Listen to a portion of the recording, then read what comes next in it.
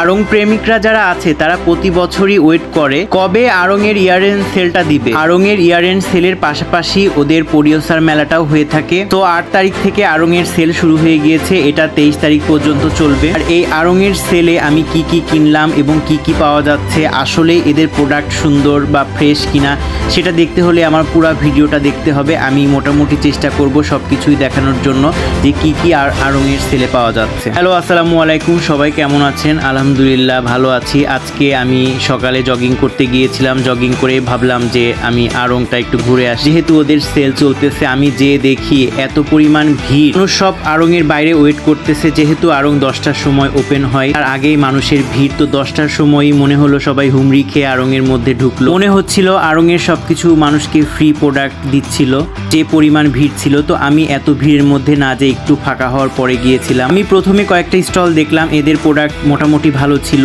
কিন্তু বেশিরভাগ প্রোডাক্টেই ডিফেক্ট ছিল। ডিফেক্ট হওয়ার কারণে আড়ং এই প্রোডাক্টগুলো রিজেক্ট করে। যারা পরিওসার আছে তারা অন্য জায়গাতে বিক্রি করতে পারে না, এই জন্য আড়ং এই মেলার ব্যবস্থাটা করে দেয় যেন এই মেলাতে আড়ং এর প্রোডাক্টগুলো বিক্রি করতে পারে। পরে আমি ওখান থেকে কয়েকটা প্রোডাক্ট দেখে এদের যে মাটির প্রোডাক্টগুলো ছিল সেগুলো দেখছিলাম, তো সবগুলোই কোনো না কোনো ডিফেক্ট ছিল আমার কাছে মনে হচ্ছিল। তারপরও সবাই নিচ্ছিল যেহেতু একটু প্রাইস কম ছিল রেগুলার প্রাইজের তুলনায়। তারপর আমি এদের পাঞ্জাবির সেকশনে গেলাম, পাঞ্জাবির সেকশনে গুলো দেখলাম। তো এখানে কিছু কিছু পাঞ্জাবি ভালো ছিল, বাট কলারগুলোতে প্রবলেম ছিল আর একটু ছেঁড়া ফাটা ছিল, এগুলো আমার চোখে পড়ছিল। তারপরেও দেখলাম মানুষ অনেক কিনতেছে। এখানে জুতা ছিল, জুতাগুলোর টেম্পারগুলো একেবারে নষ্ট হয়ে গিয়েছিল। এগুলো যেমন 400 থেকে 500 টাকার মধ্যে ছিল। আর এখানে যে 3 পিসগুলো ছিল এগুলো মোটামুটি ফ্রেশ ছিল, বাট সাইজ ছিল না। তার পাশেই কিছু জুয়েলারি রাখা বক্সগুলো ছিল, এগুলো রেগুলার প্রাইস থেকে কিছু কম দামে এরা বিক্রি করছিল। তো আমার কাছে মনে হচ্ছিল এগুলো না নিয়ে রেগুলার প্রাইসে আড়ং এর আউটলেট থেকে নেওয়াই বেটার।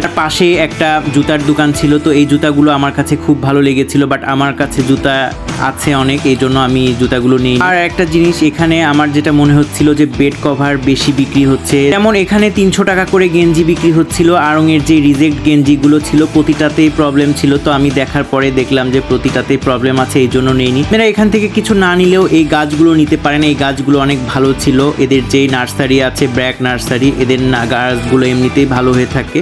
তো আমি কয়েকটা গাছ নিয়েছিলাম।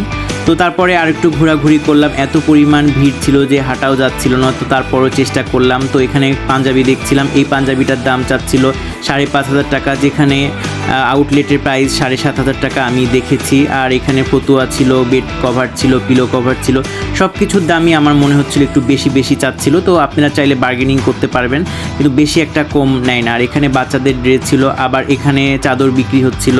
আর এই পার্সের দোকানটা খুবই সুন্দর ছিল, এই মামাটা আমার পরিচিত, আমি এখান থেকে কয়েকটা জিনিস নিয়েছিলাম। আর এখানে কিছু ইয়োক ছিল আর কুশন কভার ছিল, এগুলোর দামও অনেক বেশি।